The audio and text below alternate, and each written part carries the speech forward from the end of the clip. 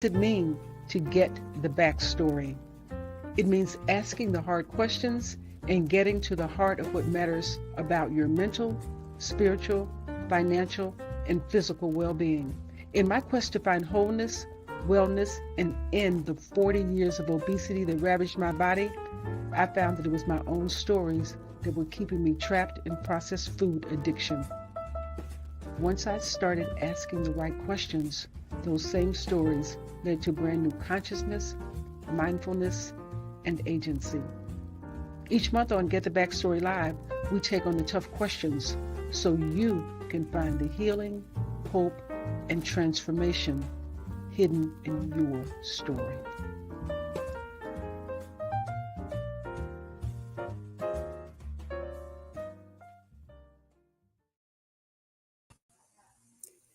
Good evening and welcome to Get the Backstory Live. I am your host, Michelle Petties.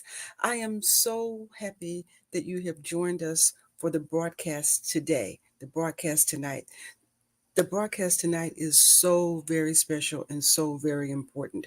It's August, right? It's August. It's the back to school time. Kids are getting ready to go back to school. Parents are getting their kids ready to go back to school. So much is happening. And that is what our conversation is going to be about tonight. And I just want to kind of give you all some context. If this is your first time joining in, I have my own backstory as to why we even do this broadcast. For 40 years, from the time I was 20 years old until the time I was 60, I struggled with food addiction and obesity. And finally, in 2018, 2019, I figured out the strategies and the secrets and what I needed to know to get my life back, to understand how to eat for the right reasons, to understand that what we eat is about nutrition, nourishment, and energy. And that is all. And once we get clear on that, there's so much freedom, there's so much peace, there's so much joy, there's so much confidence that is available to you once you're clear. But sometimes these messages about why we eat what we eat get confused, right? They get all messed up. And we see this in the rising obesity rate, right? This obesity and food addiction, it is surely a complex issue. It's a complex issue. I'm not a doctor, but I have doctors on the show, right? But I am somebody that overcame that, and I want to bring these conversations every month with somebody that can offer some support, whether it's somebody that is on their own personal journey, because we need support as we're on this journey, taking the first step, right? We have a lot of weight to lose, or we want to make a lot of changes. If we're in the middle of our journey, people always show the before and after pictures. People don't talk about that stuff that happens in the middle, or even if you've gotten to the what you might think is the end of your journey. But we know this journey never ends. We always need motivation. We always need inspiration. We always need support. And as adults, we need it. But children, our precious babies need it as well. And there's so much in the news that is concerning to me personally about childhood obesity, right? And the issues that children are facing around their weight. And if it's an issue that the child is facing, then it's an issue that the parents are facing, that the family is facing. And this is something we have got to get in front of it because lives are at stake. And knowing that, the conversation tonight is super important. It's August, back to school. We want to just bring the conversation and focus on our kids. I want to introduce you to one of my favorite people. She's been on, I have interviewed her before, but not when we did Get the Backstory. The show was then a brand new take. But Lafaya Mitchell, let me tell you about this woman. And gather the family around for the conversation that we're going to have tonight, because this is important. Lafaya Mitchell is a licensed marriage and family therapist, known as a LMFT, and the author of the Lafaya Way book series, which offers strategies for working with hypersensitive individuals. Her approach is designed to improve relationships within families, schools, and communities by enhancing understanding and connection with individuals who experience social challenges. The series includes tools and techniques that help parents, caregivers, and professionals better support children with ADHD, autism, and other sensitivities.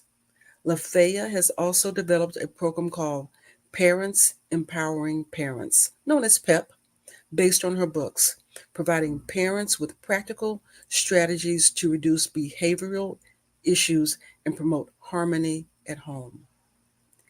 Let's welcome, I welcome Lafaya Mitchell. Come on up here, Lafaya. Let's get this conversation going. Let's get Hello. this conversation going. I'm so happy to be here, Miss Michelle. It is so good to see you. Oh my goodness, it is. And so as I am reading your bio, there the conversation tonight, right, is about how we can help how we can help parents help their overweight children. And even though there's nothing specific in this bio that talks about that, it's in here. You're talking about we're talking about sensitivities, right? We're talking about Hmm. all these social challenges that show up in these in the bodies of these little people that don't know how to manage it. They don't know what's going on.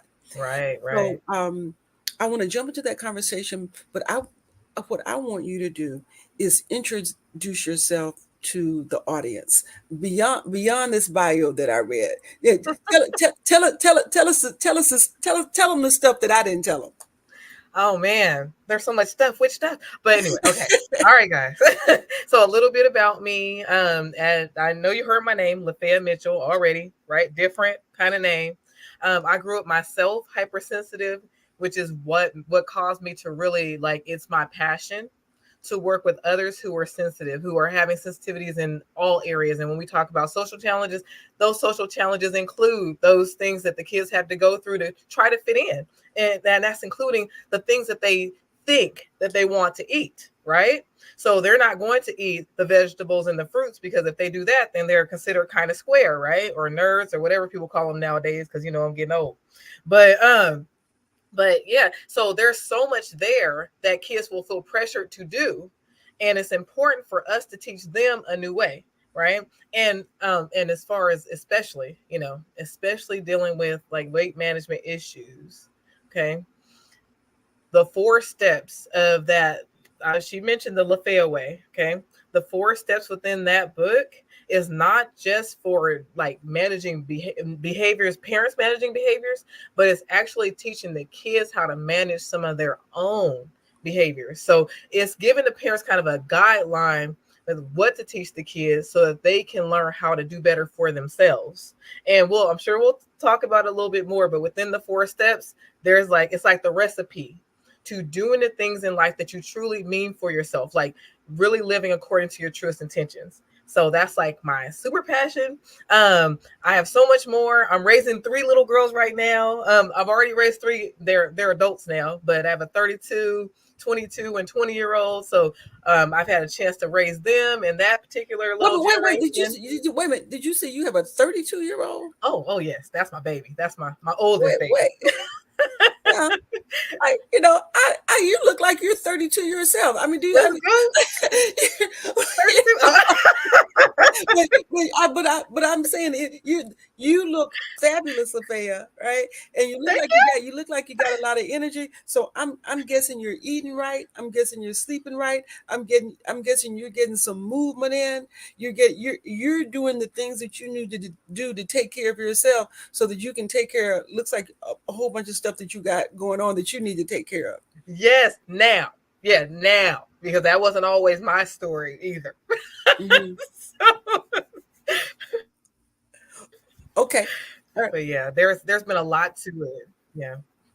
Okay, so let's do that. Let's kind of unpack, a situation. Parents come to you and they say, I'm worried about how my what my child is eating. I'm worried about that. What what's the next step? What happens after that? Okay, so the first thing I like to teach them is really work towards not being judgmental of that child, of just learning, not saying, okay, let everything go, but you have to really focus in on, if there is any judgment at all, especially with a sensitive kid, they're going to feel every single piece of that. So that's one of the first things you need to work on, is to try to figure out, okay, what is my issue? Because most of the time when parents have an issue with their kid, it's typically coming from an issue that comes from them. So it's, if it's a fear of, what they're eating, a fear that they may, end up, obese, wherever, not eating enough. All of these come from past experiences from the parent. Okay. So the issue, the first thing is for the parent to look within. Is that is Yes. that, is that like physician heal thyself? Kind of. Well, yes, yes, and then, it's really important, because if when they start doing some of that soul searching, it really, that's like the first step to helping them to not be as judgmental, because we're quick to say, oh, you're doing this and you're doing that and you shouldn't be doing this, and being hard on often our kids and others and ourselves, right? But when Mhm, we really take a step back and we understand, okay, well, my challenge is this, my worry is this. So mhm, then it's not so much judgment that you're coming to the child with, as much as if there are concerns, you're actually coming with those authentic concerns and something to teach them. Like, so you're looking to, right? You're looking mhm, to teach, right? mhm, Discipline, disciple, to teach. We mhm, want to teach our mhm, kids, not judge our kids. When we judge mhm, them, we seem against them, they're going to go against us. But when mhm, we can say, hey, babe, these are my concerns for you. mhm. And so, let's try something new for you, then they're more inclined to see that we're on their side and comply with what we're asking. So first thing, teach not judge. Yes. Teach not judge. There are two. There's a situation that comes to mind. I was talking to a friend of mine who obviously knows what I do, and she said, I'm really worried about my daughter because my daughter is obese, and I'm worried about that. And and I said, well, how much sugar is she eating? No, no, no, I didn't even say that. I said, I didn't know how much sugar is she eating. I said, well, how much sugar are you feeding her? That's what, talk about being judgmental, right? And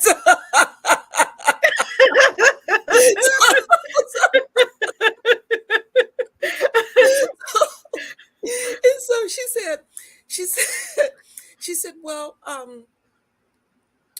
I try, I try to keep the sugar out of the house. And my husband and I have talked about it. It's not me, it's him. And, you know, we were working on this, and he went to the store, and he came back with a dozen donuts. And and and I said, he's this is her talking to me. I told you we're trying to, deal with the sugar thing. Why did you buy a dozen donuts? And he said, well, I guess he was at the donut shop. He bought one, and then they had a dozen on sale, and so he brought them because they were on sale. So, there's a lot tied up in that scenario, right? Yes. So if you unpack that? Can you unpack that a Yes. little bit for me? Yes, I would love to. I would love to. Okay. So now this is the part that we didn't get into, is talking about just kind of those family dynamics too, right? Because you have one parent that may be concerned about the weight, another parent who may not be. They're fine, right? And or you may have both parents honestly in agreement that, hey, yeah, they're getting a little larger than what's healthy for them, or whatever their reasoning may be, right? And sometimes you have to be careful as a parent, that some of those things also come in where parents get embarrassed when their kids are a little larger. These are things, that the hidden things that we don't talk about, right? So, like, really deep down inside, if we were living in accordance with our truest intentions, right, we would be looking at things like health and safety and things like that. But at the surface, we are often dealing with a whole bunch of other stuff, right? Like, it's embarrassing. People are asking me, they're giving me funny looks when they see my child. I feel comfortable around my child. Things like that come up too. But sorry, going into unpacking that situation with them, when you have a partner who is doing things that is really against what it is that you probably both really want for your child, because we all want our children to be happy. And usually, being obese, you're not going to be very happy, because you're not going to feel as well as you should often, and you're not going to like often. And I'm not saying this is for everybody, but often they're not going to look like the way they look themselves. They may get teased by others, they may get judged often by others, so it doesn't feel good. So as parents, we want our children to feel good. As a parent and co-parent, you want to find ways to kind of, how do we find our place of agreement, as opposed to, again, I'm going to talk to that judgment thing, as opposed to even judging her husband, right, for his silly behavior, his behavior that we both agreed that we would like for her to him whatever to lose a little weight. And here you are with a dozen donuts, right? As opposed to judging, now you have to go into those things that create more of that sense of connection with your husband, even though that's like, it feels counterintuitive. But you want to go to him, you want to say, babe, okay, we talked about, bringing less sugar in the house, and, here are the, here's a dozen donuts. And he's, oh, well, there's a big sale and blah, blah. And you can say to him, okay, but, we both want the same thing. So even when there's a sale, it's really, really important to kind of just keep yourself, even though I know it's tempting, keep yourself from still bringing things like that into the house, because we both want what's best for our daughter. Mm-hmm. So being able to create, and this is so important, create those connections where you're able to say, hey, we both want the same thing. Hey, I'm on your side, we're both on our daughter's side, let's make this work. That's how you deal with those. Because when you go into those, like that judgment and that that criticism and all of that, what happens with the other person is it feels like you're against them, right? Mm-hmm. Their ego Mm-hmm. comes up, and they're like, now they have to kind of defend themselves. But it was a sale, and You things get like tense.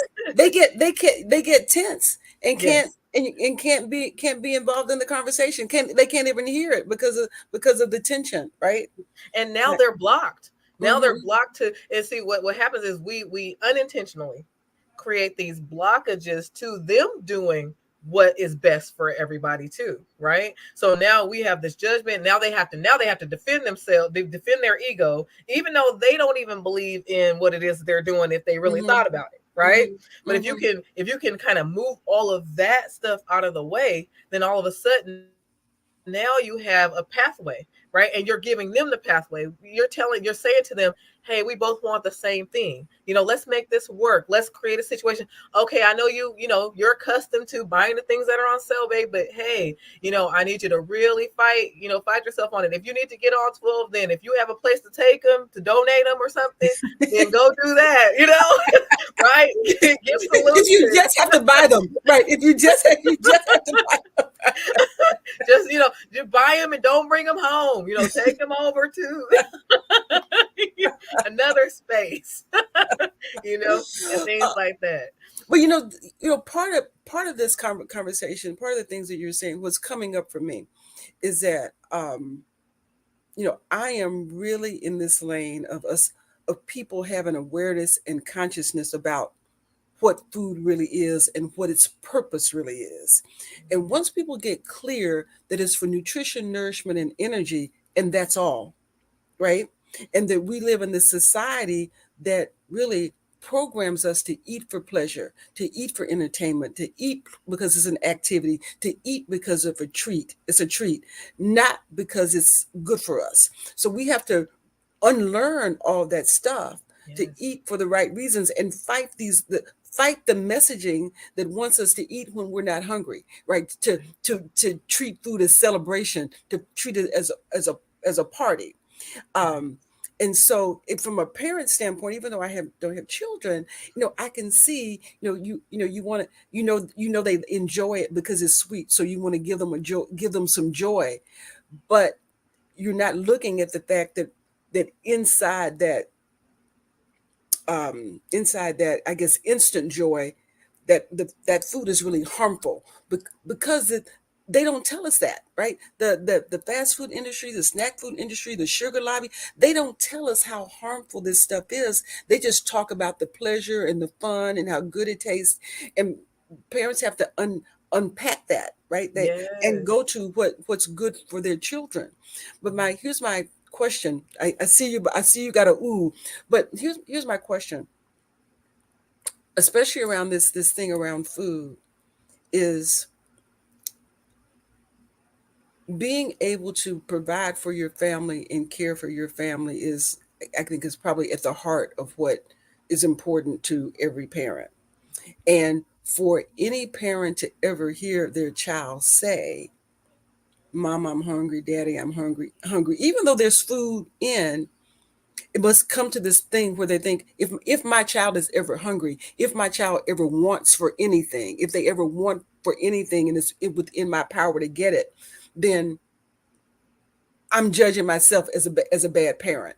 And they don't necessarily see the long-term consequences of giving into this immediate kind of gratification, right? Because this comes at me, oh, they're hungry. I gotta let me get them something right away, right? I don't want them to experience what maybe I was never hungry, but my grandmother talked about being hungry, or my great grandparents talked about being hungry, and that fear lives in people, that I'll be judged for being a bad parent because I'm out in public and my child says I'm hungry. you know. Yes. Yes. So can you speak to any of that? Would you speak to that?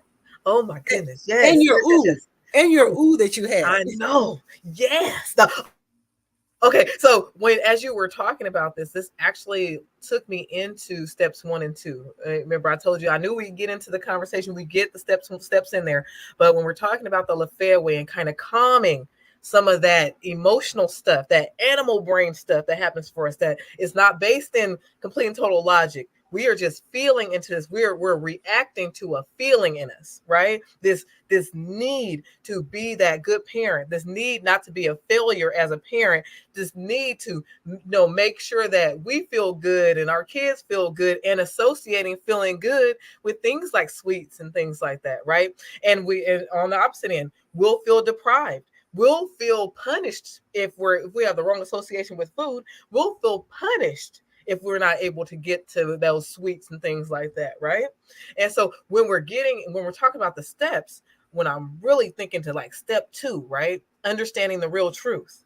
That's where what it is that you're teaching really kicks in. Understanding what food is really for. Mm-hmm. You said, "Oh, give me the nutrition, energy, and what else? What'd you say?" Nourishment, nourishment, Okay, nutrition, nourishment, energy. Mm-hmm. nutrition, nourishment, energy. Okay, Mm-hmm. when we understand, when we are able to keep bringing ourselves to that real truth, understand the real truth with all I get and understanding, right?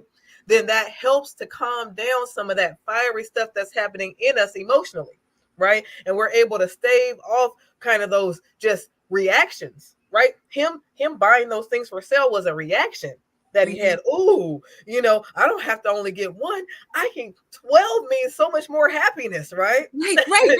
Exactly. Yeah. More is better. More Right? is better. Right? And so, but being able to kind of help and move and help people to learn how to move. Okay, wait a minute. If we stop and think about lots of things, and this is including how we think about food, and things like that. We want to calm down the emotions around food. If we are able to take in the steps and understand, okay, first and foremost, step 1, I know I'm moving around, but step 1, find your calm. Why step 1, find your calm? Because your system is not calm when you are doing irrational things, right? Your system is doing all manner of stuff that doesn't make any logical sense for what your goals are, right? And then you think about step 2, understanding the real truth, right? When you're trying to, even just let's work the first 2.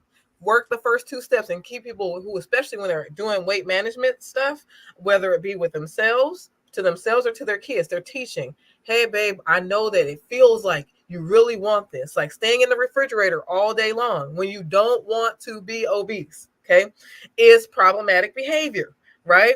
So that sense that you have to be there, just let me open it and see what's in there, and all those things, you have to figure out how to find your calm around that. How do I find a way to maybe get myself to find other ways to distract myself. Every time I can have set times that I can go look in the refrigerator, okay? And then for every other time I have an impulse, then maybe I'm doing something else that's healthy or productive for me to do, right? And so anything, like if you're a writer, I'm going to sit down and write, try to work on writing a page. Every time that impulse hits me, until that impulse stops trying to come in and take over, because I'm too productive when it hits me. And if it Yes. doesn't stop coming in, I'm real productive. Right, right, right. You know? I love that. I love that, Lafaya.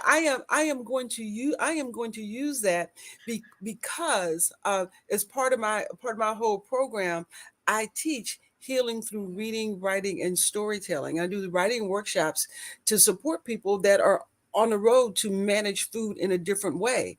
And what a wonderful idea is that, okay, give yourself that you're going to look in the refrigerator three times a day. That's all, 3 times a day. Any other time outside of those 3 times, instead of looking in the refrigerator, what you're going to do is write. That is worth everything I paid you to come on the show today. Priceless. But it's priceless. It's priceless. It's priceless. It's priceless. It's brilliant. It really is. I love that. And I want to go back to the real truth and finding your calm. Yes. One of the strategies that I really get people to lean into when it comes to just deciding, not even deciding, but feeling like they want to eat, right? Because it's not always really a conscious decision. It's just Right. this I think I want something, right? Is it? I coach people, before you put anything in your mouth, ask yourself 3 questions. If this food is not going to give me the bite that I say I want, why am I eating it? That's the first question. The second question is, why this food now? Why this particular food now? So we need those 2 questions. And then the third question is, am I hungry or am I something else? Mm. Those 3 questions before everything you eat. Right? Because what it does, it creates some space.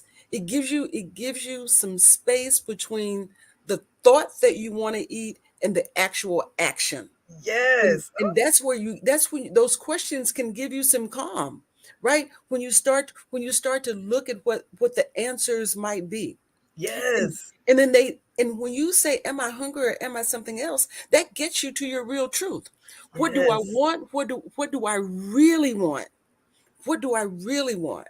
and Yes. being a, and being able to put yourself where you can just like sit in the discomfort of whatever those answers might be. And I say sit in the discomfort because, you know discomfort kind of has a bad rap, right? Right. But in reality, if we are prepared to sit in some discomfort, sit in some confusion, that means we're positioning ourselves to grow. We're Yes. positioning ourselves to get on the other side of that and learn something. Because you talked about teaching, right? You talked about Yes. teaching. When that discomfort, when that confusion happens, that means that we're trying to learn something new and different to move ourselves into another place where we can grow. So that calm and real truth, those 2 steps really really speak to me on this. Yeah, so you're stretching yourself. And now, okay, because now I'm getting into the steps, and people are like, well, what are steps 3 and 4? But finding your calm, right? First and foremost. Now, there's a strategy behind it, and you spoke to the strategy behind understanding the real truth. So, oh, that's why I love you, because we've always Yes, been like yes, right there, yes. like on the same, right? But when you're looking towards find and understanding the need now, right, to find your calm, because it's so important, because we have to understand our eating to be an emotional thing, right? And eating, the subject of eating, can be so confusing, because we need to, for our Mm, life, for our right, health, right? right, Because it's right. necessary. It's a required thing. It's not like other drugs out there that you can avoid and stay away from. Food, you have to deal with that. So there's no going cold turkey on food.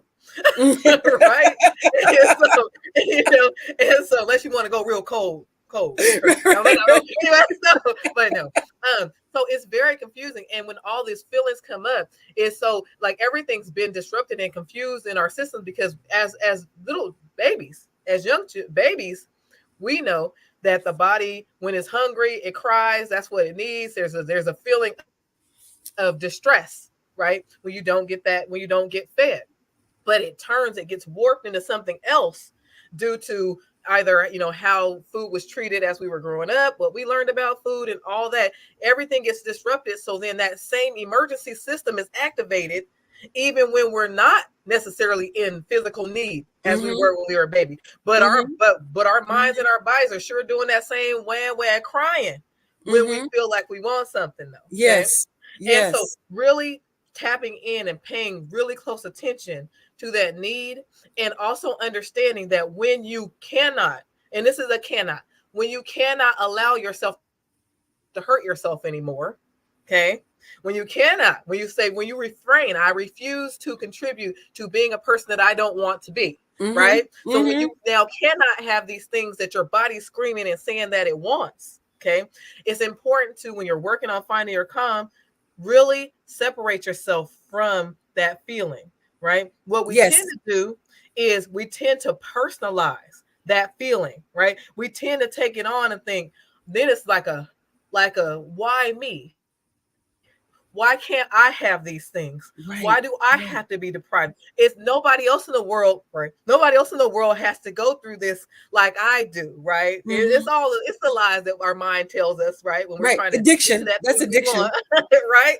And Mm-hmm. so, but it's really important to depersonalize from those emotions, to really go. That's where understanding the real truth can take you. Asking those key questions, right? If this Mm-hmm. is not something that's going to make me feel better about my body, why am I eating it? Yes. Okay. Oh, am I hungry or am I something else? Oh my god, huge, Michelle. But huge. Asking these questions can take you into a place where you're able to separate yourself from those Yes. emotions. And Yes. then you're able to move into step 3, which is responding in alignment with your truest intentions, right? Ooh. Now see, all the 4 steps, they work together, right? They're like the ingredients of for lack of a better word, like the ingredients of a cake, right? You need all your ingredients. And if you're missing some in there, you're gonna have you a flat, nasty, ugly, something kind of cake that you don't want, right? and so, and by the way, I brought up cake, so I'm sorry to those of you out there that are not having cake right now. But there are very healthy cakes that you can have out there, by the way. If you focus. My daughter knows how to make a very great Yeah. paleo cake. But anyway, off subject, but back on subject. Uh-huh. But responding in alignment with your truest intentions is something that you really want to work towards. What is my core goal, right? That's some of those understand the real truth questions. Mm-hmm. What's my real goal here, right? And is this in alignment with my true goal, or is this going to take me away from what I truly want, right? And what would I say to someone else who was trying to take me off track of what it was I was really trying to do? Some hater out there trying to tell me, well, you might as well go on and have that because life ain't gonna be good for you anyway. What would, if you had a hater out there like that? What would you say to that person? Like, no, you're not about to mess me up, Right. right?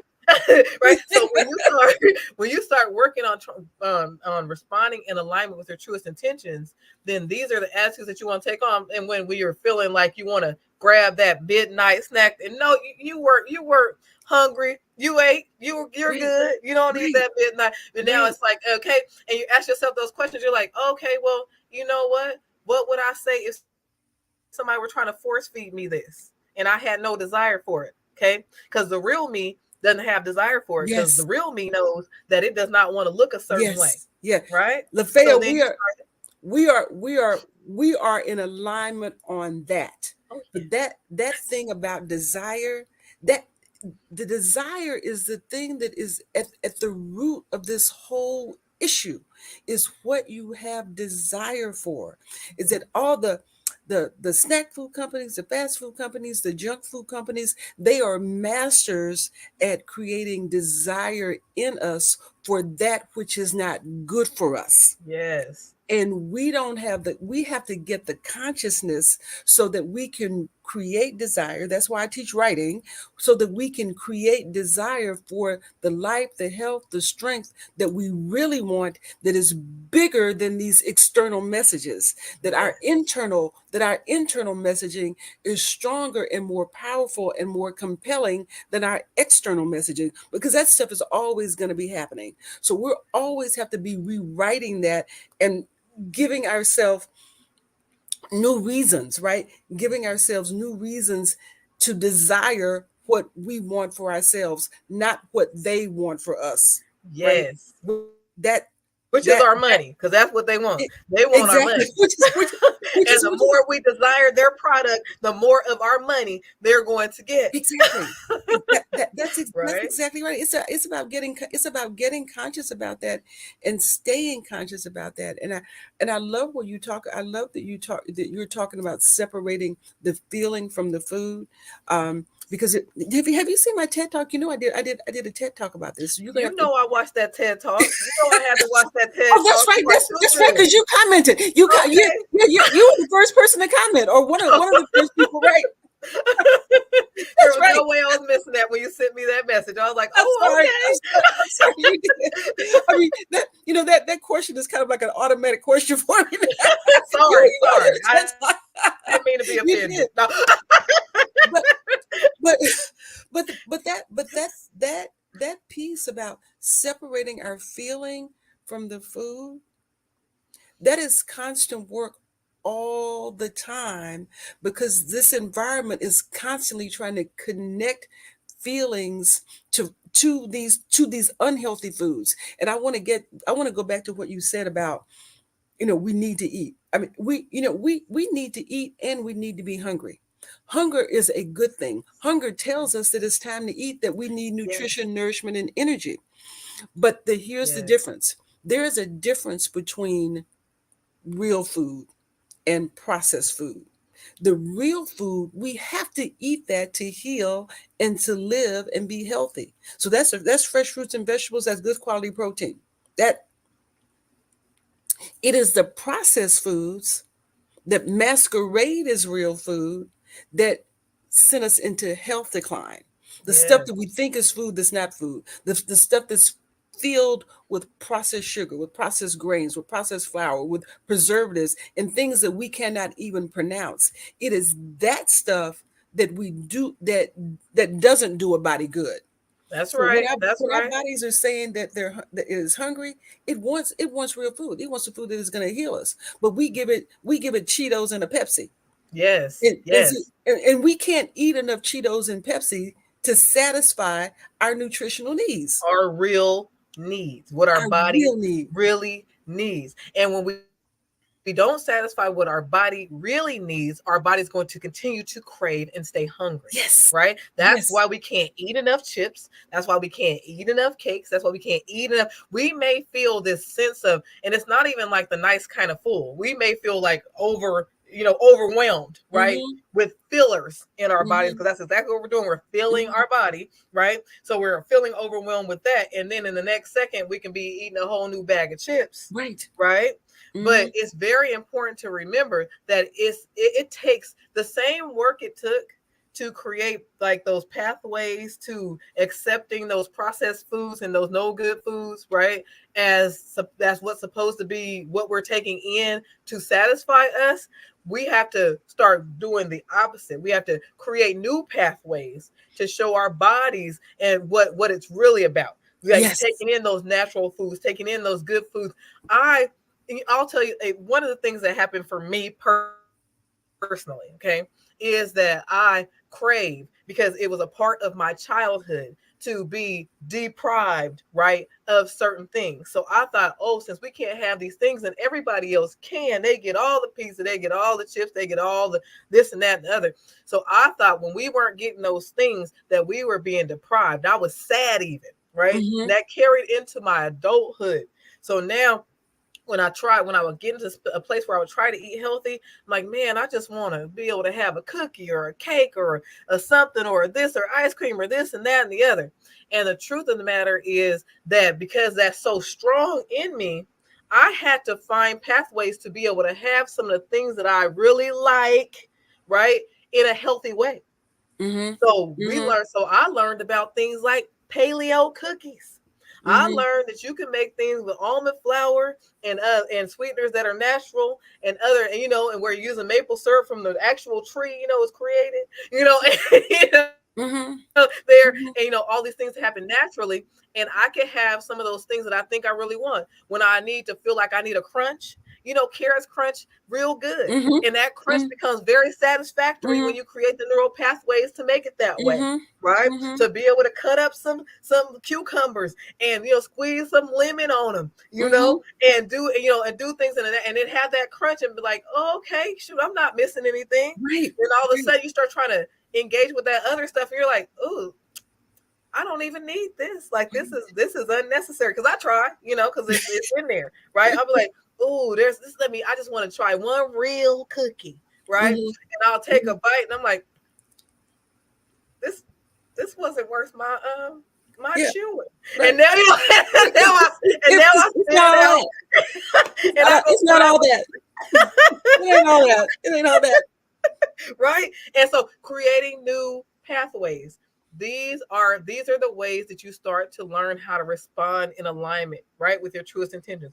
My truest intentions are to not feel hungry, right? Mm-hmm. And if my truest intention is not to feel hungry, then eating chips and eating all that processed food is not going to help. Sugar filled stuff is never going to help me, because sugar and all that kind of stuff is created it's set up. All that stuff in there is set up to keep me addicted, so Yes. that I'm craving it more and more, Yes. right? Yes. So then hunger becomes distorted. Yes. Hunger becomes a story. Oh wow. You are so right about that. That because these big companies, Lafaya, you know this like I do, they spend billions of dollars to make the stuff addictive. Mhm. And people get trapped, they get sucked in because they try to treat it like weight loss, and it's not weight loss, it's addiction. And addiction changes the brain. Addiction Yes. changes the brain, and people end up feeling like I'm a failure, right? I don't have any willpower, I don't have any self-discipline. And it's not any of those things. It's just that your brain has been altered by the stuff you call food. Not even by Yes. food. It's by the stuff you call food. And we're being hoodwinked. Yes. We're being hoodwinked. So in the time in the we're getting to the top of the hour. I can't believe that our time is going away. But let's kind of let's come back to parents and the conversations that parents have with children, and the tools that parents can have to support their children. But before we go, that one thing that I want to talk about is this. I know that this issue of childhood obesity is a big thing. And when I so much of the stuff I talk about is from my own childhood, and what I see and what I feel and what I know. And one thing that I hear, and this is even what the direction I'm going on my next book, is that this link between obesity and food addiction and childhood sexual trauma, that it is so huge, and it's something that people don't talk about. This is thing that's kind of under the cover. Yeah. And I know I dealt with it, when I was a kid, right? That's when stuff weight started to pile on for me. And when you're a kid, you don't know how to process it. But I mean, what can parents be on the lookout for? Because we want to keep our kids safe. We want to protect them. But when stuff shows up in our bodies on the outside, it is a manifestation of there's something that's going wrong on the inside. And it may be that, it might not be that. It could be some other kind of trauma. It could be some other kind of pain or discomfort that the child is experiencing that they can't even identify or put a name on, and they don't have the tools to deal with it, right? So can you talk about that a little bit? It's really important because you're right. There could be so many different, on an emotional level, causes for a child, but I think things to be on the lookout for would be just, especially when we're thinking about things like just potential sexual abuse. You really want to be on the lookout for like a really quick, right? A really quick turnover where at first, your child was more kind of eating in a way that wasn't causing them to gain a bunch of weight, and then all of a sudden you kind of just notice they're just really growing and getting larger and larger in a very in a fast way, right?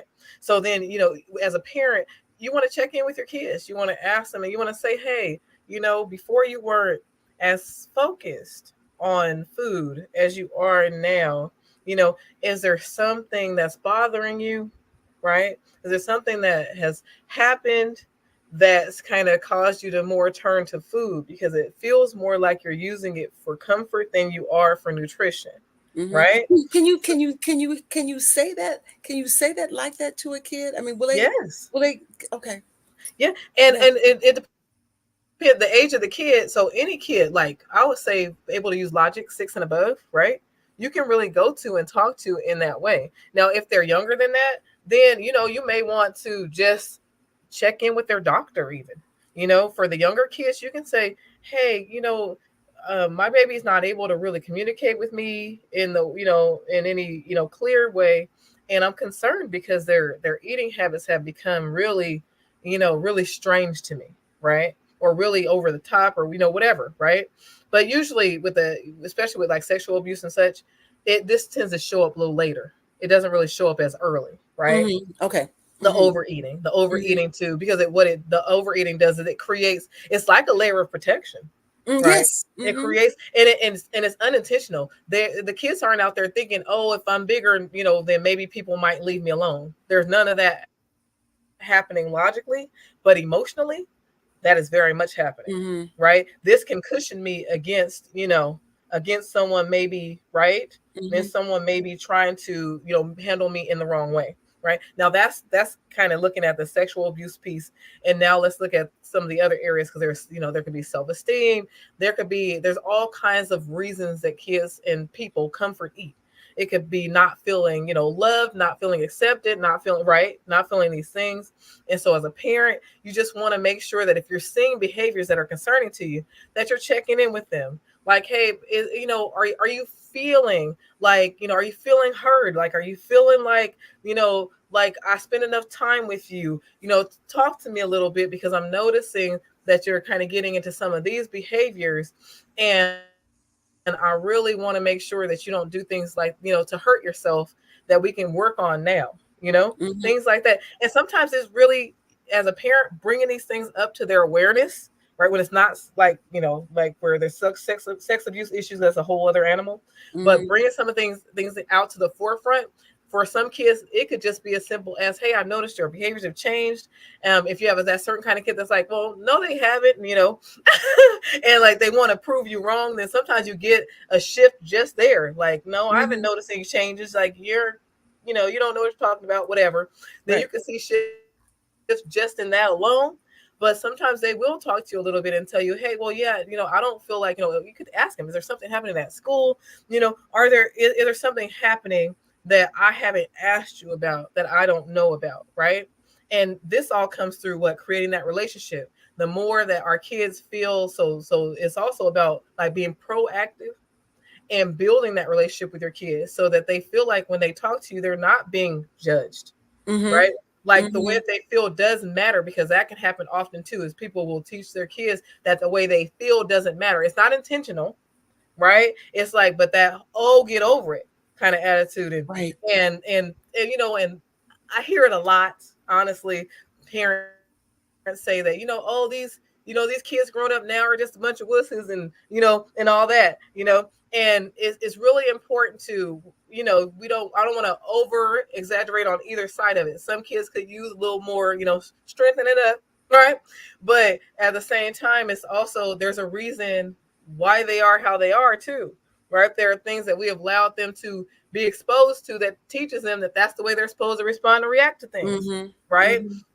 And so being accountable and saying, hey, even if it's like they're watching so many depressing TV shows, or they're watching a bunch of stuff where the kids get everything in the world and life is every day of life is Disneyland, and now this kid is depressed because why is my life not like Disneyland? Right. Because that's Right. the way it's supposed to be, right? Right. Right. So, as a parent, recognizing things like that, and I'm not, like I said, I'm not saying be over the top or even be mean about it. But if your child appears depressed or whatever, because they're feeling like they lack, then maybe it's that we limit these kind of things that they're exposing themselves to. Like, baby, you seem really depressed. Like, you seem like you're really unhappy with things, what's going on, right? And I think what we're gonna do is maybe we're gonna cut out so much of this thing here or that thing here to see if maybe you're feeling a little happy, a little better, a little more happy. Maybe get you in some sports or something, right?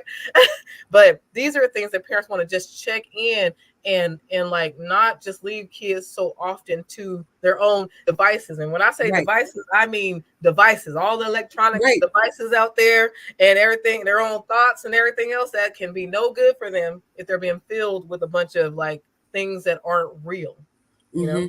Mm, mm.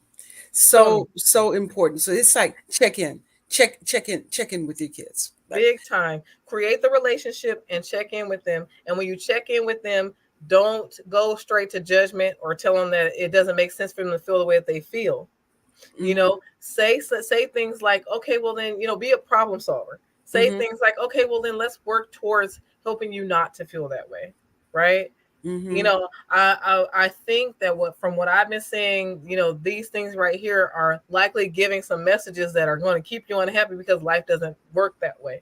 So let's try to cut a little bit of that out, right? A little bit of the Yes. social media out, where you're looking at these dream lives that aren't even real. None of Mm-hmm, it, mm-hmm, rarely is any of it real, right? mm-hmm, And mm-hmm. things like that. And let's get you more engaged with maybe connecting with us and other people. And let's have a game night. If you feel like I don't spend any time with you, let's pick one day a week where we have a game night and you have my undivided attention, right? I want you to Yes. feel loved, Yes. things like that.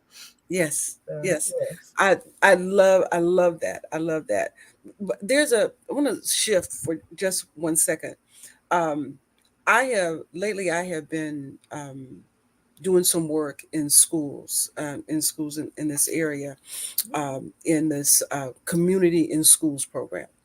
And it's a federal program that supports certain schools in certain communities with extra support, right? And one of those areas is nutrition, right? For families in some from underserved areas. And what the messaging that has become so important to me is that how, as much as there's a focus on food being for nutrition, nourishment, and energy, and we've been talking about it all this hour, it's nutrition, nourishment, and energy for your body, but it is nutrition, nourishment, and energy for your brains. What we eat, how our children eat, impacts cognition, it Yes. impacts memory, it impacts proficiency, it impacts performance, it impacts productivity. So all if we're not giving our kids the right nutrition, we're sacrificing, right, their sometimes their mental health and their brain function. If you That's want your right. kid to be smarter, you know let's feed them in a way that's smart. So can you just kind of talk about food food and this connection to what happens in a child's brain and what happens in the child's mind and why that's so important?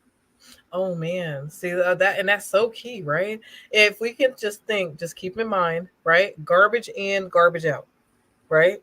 So food, one of the is there much else in the world, honestly, that we are taking into our bodies, right? Other than food, what can we think of? Food, water, right? Right. So it's very important to take those things, those major things that are the primary things that we're putting into our bodies, and understanding that those things are being used and processed by our entire body. That's including our brains, right? Mm-hmm. And so when you can look at the body, and yes, physical health is very important, right? But mental health, that the health, brain health, right, equally as important, because without those things, you're not going to have the other, right? That body mind connection. Mm-hmm. So understanding Mm-hmm. that you Our want to body feed, follows our brain. yes. So understanding that if we're thinking in like understanding the real truth right now, responding in line with our true intentions, right, and we want our kids to be able to think better, to feel better, to all those things, then we have to put better things into them, more pure thoughts, more pure foods, right? More pure thoughts, more pure entertainment was going into their eyes and ears, right? So when we're thinking about these, when we're trying to change things and do things that do the things that we mean to do to have our kids feel the way that we want them to feel, which is we want them to feel just happy. We want them joyful. We want them feeling, loved. We want them feeling, just nice, clean, right? Mm-hmm. Clean energy, Mm-hmm. right? So if you want that for your child, if you want them to be able to focus, if you want them to be able to respond in ways that make sense to you when you ask them to do things, right? Right, Then right. you have it's like you're giving them, not saying it's everything, but it's the biggest start you can give them is to put pure things in so that you get more pure things out. Yep. Oh, pure things in, pure things out. That such great, great, great advice. Now, Lafaya, we're coming up to the end of the hour. I want to take some time. I know, we can just talk forever, right? We have got to do another show. We've got to do another show. Um, I want you to let people know how they can connect with you, how they can find you, and if they want to continue, right, get more of this knowledge that you're dropping, how to reach you. So let's give us all the details. Okay, so if you want to, actually, the best way to find me, I think, is to go to lafayaway.com because I have my whole Lafaya Way. You guys see my first name up there, Lafaya Way, Mm-hmm. WAY, all connected. .com has all of my information. It gives you links to all of my social media, so you can see me on Facebook. I've actually done a bunch of parenting lives there. Parents really enjoyed those. You can find me on Instagram under Lafaya_way. There's so many ways to find me, but if you go to lafayaway.com, it gives you links to everything. So I think that's I have a YouTube channel with lots of parenting advice. And you can also even just contact me, email me. If you have questions, I love to answer questions. I really do. And I love to, especially if you meet me on a social media platform and I can get like multiple people able to look at, because you're not the only person dealing with what it is you're dealing with. Yes. So Yes. many, many parents can benefit from your questions. There are no silly questions. Okay. There's just, then don't be resistant to it. So many other parents out there need what it is, that need answers to the questions that you have. So Yes. you're actually not only asking for yourself, but you're helping other people when you ask questions out there through, say, like Instagram and things like that. I'm not really much on LinkedIn, so if you don't want to reach me, go there. But everywhere else, If you don't want to reach me, go to all right. So Lafaya, in just drop the four steps on us. okay, In okay. terms of So recap. the four steps are: find your calm, and there's stuff behind that, right? Don't personalize, and really seek to be proactive about what it is that set yourself up to be happy, right? Eat well, set yourself up to be happy. Mhm. So find your calm, understand the real truth is step two. Ask yourself those questions, those wonderful questions that Michelle has. They are perfect. Is this truly is this going to give me the body I want? Right? And am I hungry? That's so huge. Am I hungry or something else? Huge. Okay. Understand the real truth. Step three, respond in alignment with your truest intentions. When you can Mm-hmm. find your calm and understand the real truth, it helps you to respond in alignment with your truest intentions. If you find yourself not responding in alignment with your truest intentions, then go back and say, oh shoot, what's my real truth? Okay, I need to calm down all this because this is emotional. This is not physical. This is not a need. This is an emotional, what I call an animal reptilian brain, right? Yes. Yes. Right. Yes. This Yes. is a desire from there. And those desires right there, I might as well call those my haters because the haters want me to do bad and I want to do well. So I'm going to do the opposite of what those things are telling me to do. Right. Right. So Right. respond in line with your truest intentions. And the last step, which I didn't get to go over, but I'm going to share it anyway, is to recognize those small step improvements. That's the best you can do for yourself. As you're doing better, the more that what we focus in on is what we get more of. Right. Okay.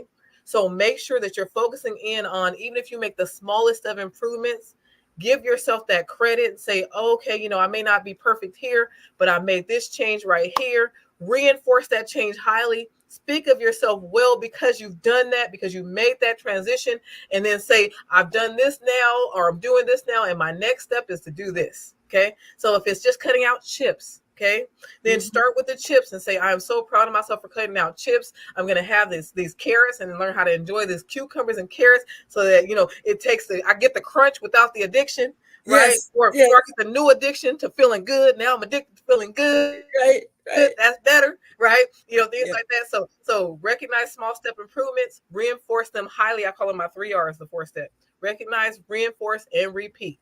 Repeat, they're my re's. Repeat, recalibrate, read whatever you need to. But figure it out enough to keep flowing through those steps so that you're able to continue to keep yourself true to yourself, being good to yourself. The better you are to you, the better you're going to feel about you, the better your self-esteem is going to be, because now I am important enough to treat me well. Oh, okay? we got to go, Lafaya. It has been wonderful. Thank you so much for all the steps. We're in. Yes. We're good. Thank you for the invite. I love you. I love talking to you.